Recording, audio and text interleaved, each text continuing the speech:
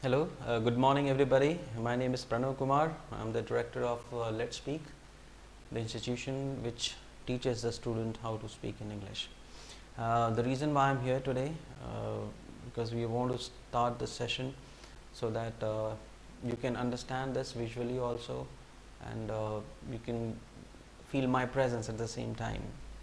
Although I'm not in the class, you can have this, you can enjoy this visual session while sitting in the classroom and can understand the concept. It will be a classroom effect for you. Okay, so let's begin. Let's move to the next slide.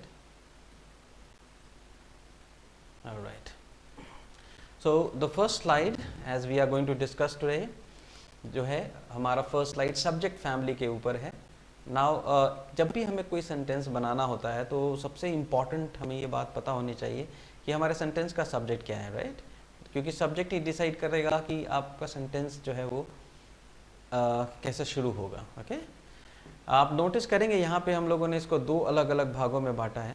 Okay, तो जो पहला जो हिस्सा है हम इसे कहते हैं, we call it as first family,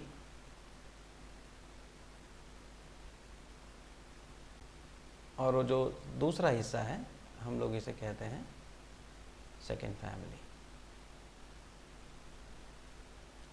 अब आइए समझते हैं कि ये फैमिली क्यों करना पड़ा, या एक्चुअली इसके रीजंस क्या क्या हैं हम लोग आगे देखेंगे. सबसे पहले देख लेते हैं कि फर्स्ट फैमिली के मेंबर्स कौन कौन से हैं. आप देखेंगे इसमें मेंबर्स हैं, पहला नंबर जो है वो है आई, दूसरा यू, तीसरा दे, फिर वी और प्लूरल नंबर. और सेकेंड फैमिली के मेंबर्स हैं ही, शी, इट, कोई भी नेम, नाम या सिंगुलर नंबर यानी एक वचन. इसकी मीनिंग के साथ दिया गया है. आई मीन्स मैं, यू मीन्स तुम, दे मीन्स वे, वी मीन्स हम, और प्लूरल नंबर मतलब अनेक वचन. और सेकेंड फैमिली में है ही मतलब वह, शी फेमिनाइन जेंडर, वह, it is for non living, यह नेम जैसे कोई भी नाम हो सकता है. यहाँ पे we can have a name like Ram, Rahim, Ramesh, any name. And singular number means pen. Plural number मतलब अनेक वचन. We can have one example like for example boys, and for एक वचन this is boy. Okay. So ये जो है ये दो फैमिलीज हैं. आप याद रखिए, बस आपसे पूछा जाएगा क्लास में प्रैक्टिकल के समय कि सब्जेक्ट की कितनी फैमिली है. आप सिर्फ बताइए सब्जेक्ट की दो फैमिलीज हैं, फर्स्ट फैमिली, सेकेंड फैमिली. सब फिर पूछा जाएगा आपसे कि फैमिली के मेंबर्स कौन कौन हैं. तो आपके फर्स्ट फैमिली के मेंबर हैं आई, यू, दे, वी और प्लूरल नंबर. इसको लर्न करने का और याद रखने का एक सिंपल तरीका बताता हूँ आपको. आप सिंपली याद रखिए ऐसा, तो आपको आसानी से ये याद हो जाएगा. यू सी द वर्ड आयु देवी. Okay, now you can see here because when I was learning I learned this way. इस तरह से मैंने भी लर्न रखा था अपने दिमाग में. So this is I, you, they, we. See, I, you, they, we, and plural number. And the second member is he, she, it, any name and singular number. So try to learn this one. This is very important. So let's move on to the next slide. It's very important to understand the families of the subject. और इसके use कैसे हैं, क्यों ज़रूरत पड़ती है हमें family को डिवाइड करने की, आने वाले स्लाइड्स में हम देखेंगे. ओके, अब यहाँ पे हम लोग कुछ लिस्ट देखेंगे. ये जो है लिस्ट है ऑक्सिलरी वर्ब्स की, ठीक है, जो कि टेंसेस में यूज़ किए जाते हैं. हम लोग स्टार्ट करते हैं यहाँ से. सबसे पहला जो फैमिली जो first set of auxiliary verb है that is do and does. Second set is, am and are. The third set is have and has. The fourth is did. The fifth is was and were. Then had and then will.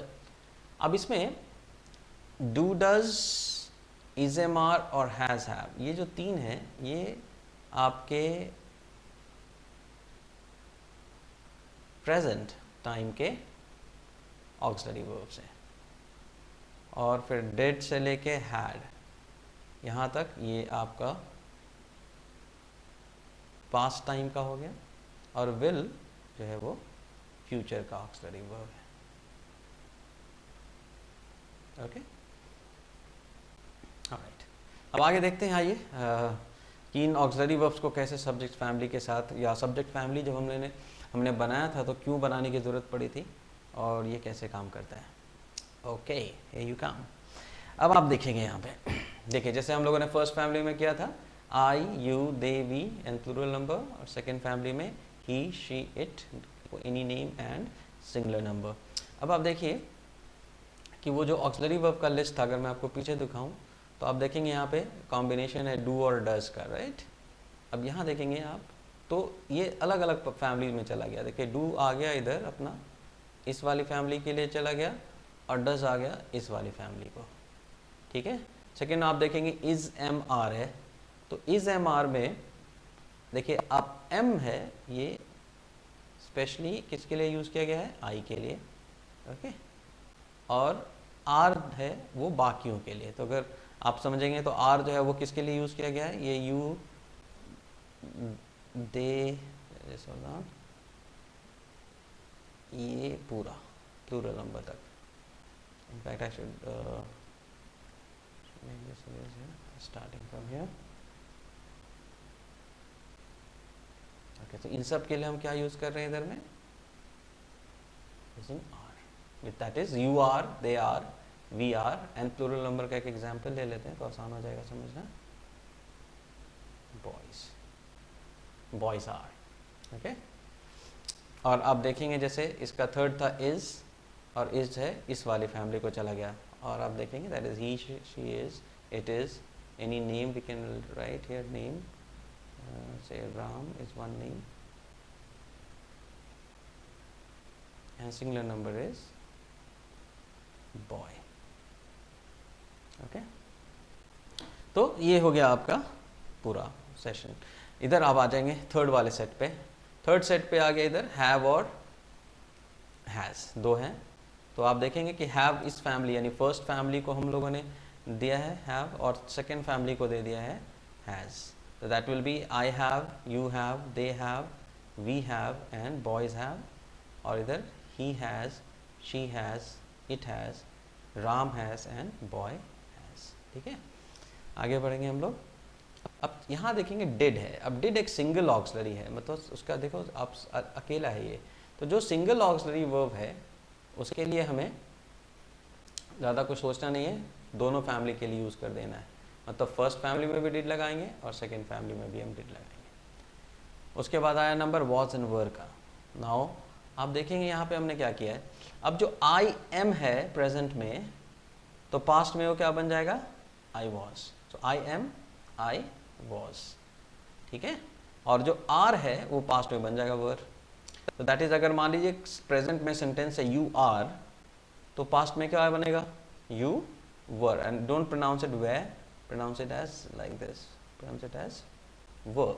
You are, you were, they are, they were, we are, we were, and boys are and boys were. So basically it's a comparison, जहाँ पे present and past के बीच में comparison है, M, was, are and वर, ठीक है। और was यहाँ भी लगेगा, किन किन सब्जेक्ट्स के साथ, पूरे सेकेंड फैमिली के साथ लगेगा। He was, she was, it was, Ram was and boy was. तो ये आ गया आपका। अब आपको समझ में आएगा कि हमें क्यों ये दो फैमिली बनाना था, क्योंकि जब हमने दो फैमिली बनाया तो फिर हम ऑक्सिलरी वर्ब को डिवाइड कर पाए, आधे इधर आधे इधर, राइट। अब सबके साथ तो डू नहीं लगा सकते, राइट ना, सबके साथ डज नहीं लगा सकते। तो ये समझना ज़रूरी था हमें कि किसके साथ डज लगना है और किसके साथ डू लगना है। तो ये आपका सब्जेक्ट फैमिली पूरा हो गया, ओके। नाउ नेक्स्ट स्लाइड जो है ये इसका तीसरा हिस्सा है। नाउ तीसरा हिस्सा इसलिए है क्योंकि जब आप एक सेंटेंस बनाते हैं तो सब्जेक्ट और ऑब्जेक्ट के अलावा उसमें ऑक्सिलरी वर्ब और प्रिंसिपल वर्ब रहते हैं, जो सेंटेंस को डिसाइड करते हैं कि उस सेंटेंस का प्रारूप या उसका मीनिंग क्या निकल के आएगा। अब जैसे यहाँ पे मैं कॉम्बिनेशन अगर आपको दिखाऊं तो आप देखेंगे यहाँ पे कि हम लोगों ने यहाँ पे पहला कॉम्बिनेशन लगाया है इधर डू और डज, और इसका प्रिंसिपल वर्ब से जोड़ा है B1 से इसको, ओके। मतलब जब भी आप do and does as an auxiliary verb use करेंगे, ओके, सो इसका जो प्रिंसिपल वर्ब है डू एंड डज का वो हमेशा क्या आएगा, V1। जब भी आप is am are auxiliary verb लगाते हैं तो प्रिंसिपल वर्ब उसका आएगा V4। जब आप have and has as an auxiliary verb use करते हैं तो उसका प्रिंसिपल वर्ब आएगा V3। मैं यहाँ पे भी लिख देता हूँ तो आसान होगा थोड़ा। तो इज एम आर के साथ हम हमेशा क्या लगाएंगे, V4। हैज़ हैव के साथ हम लगाएंगे V3। डिड के साथ हम हमेशा V1 लगाते हैं। वॉज वेयर का साथ हम लगाएंगे V4। हैड के साथ हैड के साथ हम लोग लगाएंगे V3 और विल के साथ वापस से V1। अब इसके सेंस हैं अलग अलग, ठीक है। अब इस कॉम्बिनेशन का मतलब होता है ताहूँ, इज एम आर V4 का मतलब होता है राहूँ। ये आपको याद करना पड़ेगा, ओके। नाउ ये ज़रूरी है कि आप इसे सिर्फ याद रखें। अभी फर्स्ट चैप्टर है, ये फर्स्ट सेशन है, तो आप ज़्यादा कुछ समझो मत कि क्यों ऐसा हो रहा है। बस आप इसे अगर याद कर लोगे तो आने वाले सेशंस में ये चीज़ समझ में आएगा आपको कि ये कॉम्बिनेशन क्यों लर्न करना ज़रूरी है। कैसे हम इन कॉम्बिनेशन को जब लर्न कर लेते हैं तो हमें पूरा कॉन्सेप्ट क्लियर हो जाता है, सेंटेंस बनाने को आसान हो जाएगी।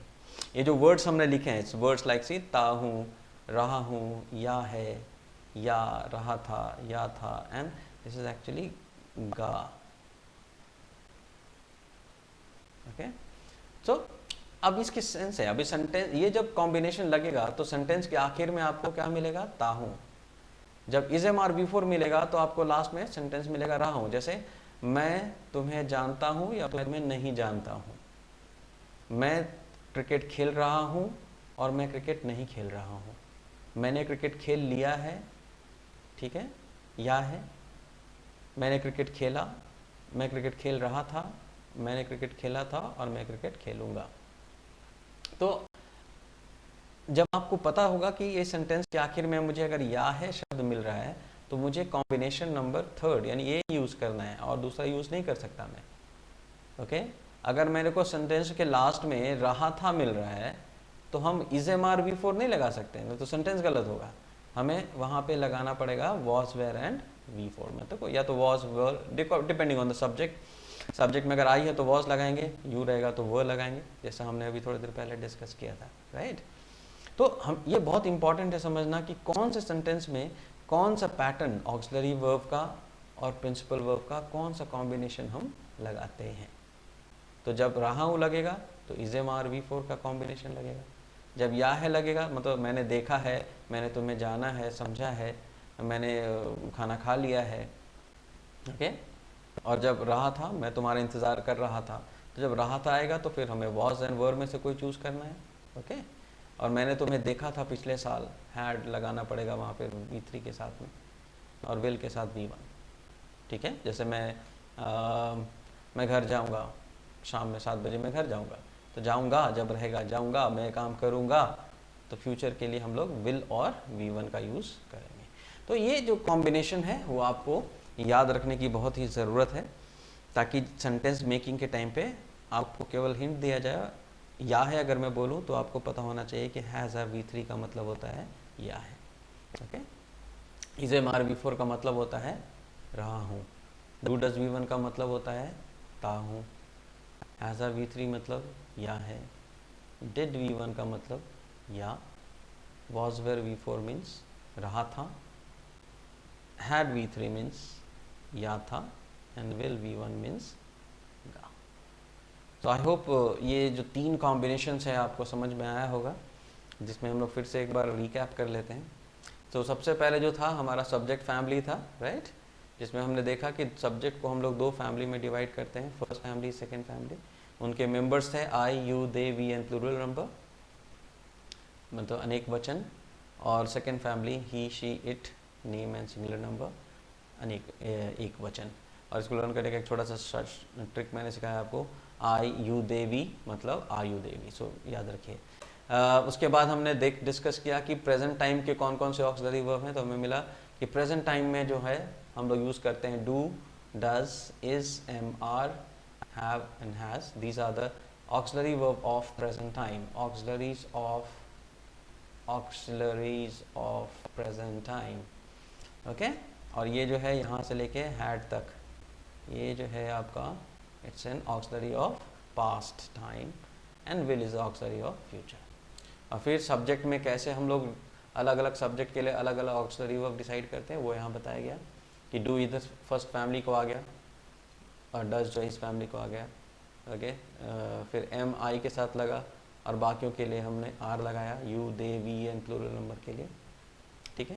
फिर इस पूरी फैमिली में हैव आ गया इधर और हैज़ आ गया इधर, ओके। मतलब that is I have but he has, you have, she has, they have, it has, boys have, या we have, Ram has, boys have and boy has। और जब हम लोगों ने am और was का कंपैरिजन सीखा फिर कि कोई चीज़ प्रेजेंट में अगर am है तो पास्ट में वो was हो जाएगी, I am, I was। you are है अगर प्रेजेंट तो पास्ट हो जाएगा were, you are, you were, they are, they were, we are, we were, and boys are and boys were। So I hope and उसी तरह से अगर इधर आ जाए हम लोग तो he, she, it, name and singular number के साथ में हम लोग को पूरा was यूज़ करना है, that is he was, she was, it was, Ram was and boy was। So this all is families। And then the last thing we have learnt in the combination कि do does V1 का sense क्या है, is MR V4 का sense क्या है, has uh V3 का sense क्या है, डिड का साथ V1 का सेंस क्या है। मतलब ये हमारे जो हैं वर्ड जो हिंदी मीनिंग लिखी हुई है ये सारे आइडेंटिफायर्स हैं, मतलब हम आइडेंटिफाई करते हैं कि एक सेंटेंस अगर ऐसा है तो वो कौन से कॉम्बिनेशन को यूज़ करेगा। अगर सेंटेंस रहा था है तो वो कॉम्बिनेशन क्या यूज़ करेगा, वो यूज़ करेगा वॉज वर V4। यानी अगर इसकी जगह डिड लगा दिया हमने तो सेंटेंस गलत हो जाएगा, क्योंकि डिड V1 जो है ये कौन से कॉम्बिनेशन को फॉलो करता है, वो या वाले। मगर सेंटेंस के आखिर में या मिलेगा तो वो उस तरह से हम लोग इसको लगाएंगे। तो आगे हम लोग देखेंगे। आज हमारा पहला स्लाइड है, ये बिगनिंग ऑफ द सेशन है। Let's try to understand, just learn this combination numbers जो यहाँ दिए गए हैं। ये पूरे हिस्से को आप अच्छे से, इस कॉम्बिनेशन को अच्छे से लर्न करिए, बहुत इंपॉर्टेंट है ये सारे के सारे। And then we will discuss all later, okay। So that's it for this session, we will meet again with the next session।